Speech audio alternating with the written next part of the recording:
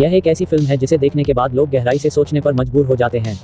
Film का अंत लोगों को भ्रमित करता है। क्या नायक पागल है या मैंने इसे नहीं देखा है? कई लोग कहते हैं कि फिल्म का अंत एक और होता है जब एक सामान्य व्यक्ति की हत्या हो जाती है।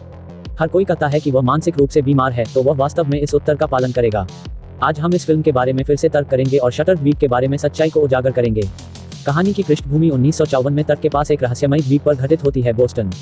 इस संस्था में कई शातिर मानसिक कैदी कैद हैं। ऐसी अफवाह है कि डॉक्टर कैदियों के मस्तिष्क के तरल पदार्थ को बेरहमी से निकालकर उन्हें चलते फिरते लाशों में बदल देंगे। इस दिन लोगों ने इसका नाम शटर द्वीप रखा। पुरुष नायक टेडी को लापता मरीजों के मामले की जांच करने के लिए शटर द्वीप जाने की जरूरत है।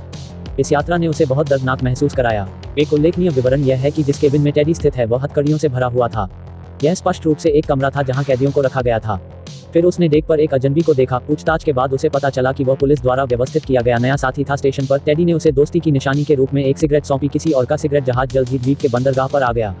डिप्टी वार्डन दोनों का स्वागत करने के लिए बाहर आया, लेकिन टेडी को जो बात हैरान कर गई वह यह थी कि जब उन्होंने उसे देखा तो दूसरे पक्ष के अधीनस्थ बहुत घबरा गए और यहाँ तक कि आधिकारिक तौर पर उन्हें देखने से पहले ही घूरने लगे। मानसिक अस्पताल में प्रवेश किया। डिप्टी वार्डन ने टेडी से कहा कि उसे बंदूक पहनने की जरूरत है और उन्हें इस नियम का पालन करना होगा। एक संघीय एजेंट के रूप में बैनर की बंदूक खींचने की कार्रवाई बहुत कठिन लग रही थी। इससे टेडी को नीची दृष्टि से देखना पड़ा। मानसिक अस्पताल 3 क्षेत्रों में विभाजित है। दाईं ओर का क्षेत्र पुरुष रोगियों को रखता है। मध्य में क्षेत्र सी बहुत विशेष है। द्वितीय विश्व युद्ध के दौरान जहां सबसे खतरनाक कैदियों को कैद किया गया था। जब टेडी ने पार्क में प्रवेश किया तो उसने एक चौंकाने वाला दृश्य देखा। यहाँ सभी मानसिक रूप से बीमार थे, यहाँ तक कि जंजीरों में बंधे कुछ रोगियों के चेहरे भी भावहीन थे। टेडी को और भी अधिक डर इस बात से लगा कि उनमें से एक महिला ने वास्तव में उस पर चुप रहने का इशारा किया। क्या ऐसा हो सकता है कि टेडी ने दूसरे व्यक्ति की शारीरिक असामान्यता को देखा हो? उसके सिर के ऊपर और उसकी गर्दन पर एक स्पष्ट खून का धब्बा था। इस दृश्य ने टेडी को लंबे समय तक दोनों को जोड़ने के लिए जिम्मेदार व्यक्ति को भूलने में असमर्थ बना दिया। यह 3 जिन ये थे जो कई वर्षों से मानसिक रोगियों का इलाज कर रहे थे। उन्होंने टेडी को बताया कि सबसे पहले अस्पताल में क्रूर थेरेपी का इस्तेमाल किया जाता था और अपराधियों को यातना देने के लिए डॉक्टरों द्वारा उनके सिर को छेद दिया जाता था और फिर उन्हें बर्फ के पानी में दबा दिया जाता था। जब तक उन्हें पालतू नहीं बनाया जाता तब तक उनका उपयोग किया जाता है।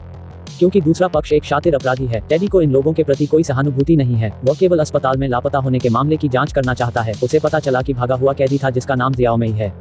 उसने एक बार अपने 3 बच्चों को डुबो दिया था। उसने शव को खाने की मेज के चारों ओर रख दिया था जब तक कि एक पड़ोसी नहीं आया और उसे हत्या का पता नहीं चला।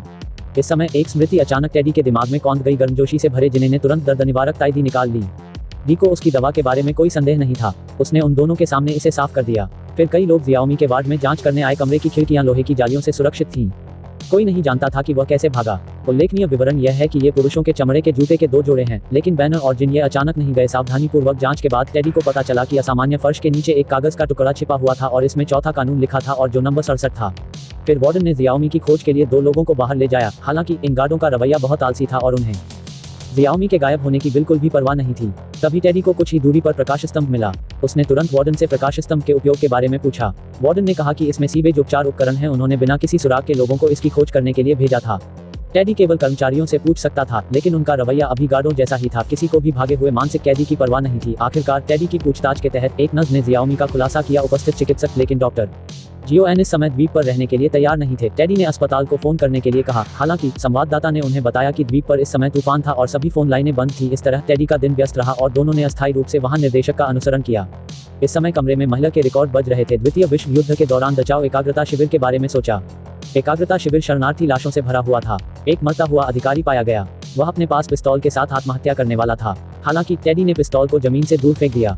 इसे जर्मन अधिकारी को मरने से पहले 1 घंटे तक दर्द हुआ। आज रात यह पता चला कि यहाँ एक और मेहमान था, लेकिन टेडी को जल्द ही दूसरे व्यक्ति के मुंह से पता चला कि यह व्यक्ति वह जर्मन था जिससे वह एक बार सबसे ज्यादा नफरत करता था। दोनों के बीच मौखिक संघर्ष हुआ और पूरा अस्पताल टेडी के साथ सहयोग करने को तैयार नहीं था। जांच उसने अगले दिन द्वीप छोड़ने का फैसला किया। देर रात टेडी को एक अजीब सपना आया। सपने में उसकी पत्नी ने टेडी पर शराब पीने का आरोप लगाया और कहा कि उसने द्वितीय विश्व युद्ध में बहुत से लोगों को मार डाला। केवल शराब ही उसे चैन की नींद दिला सकती थी। हालांकि अगली बार उसकी पत्नी के हाथ में शराब की बोतल अचानक गायब हो गई। उसने टेडी को बताया कि लापता मानसिक रोगी जियाओमी द्वीप पर था। फिर उसकी पत्नी खिड़की के पास चली गई थी। उनका परिवार लंबे समय से उस स्थान पर रह रहा था। जैसे ही वह बोला, उसकी पत्नी की पीठ अचानक जल गई, लेकिन टेडी इस दृश्य से डरता नहीं था और थोड़ी देर के लिए उसे गले लगा लिया। राख से भर गया। उसकी पत्नी अचानक भीग गई और खून बहने लगा।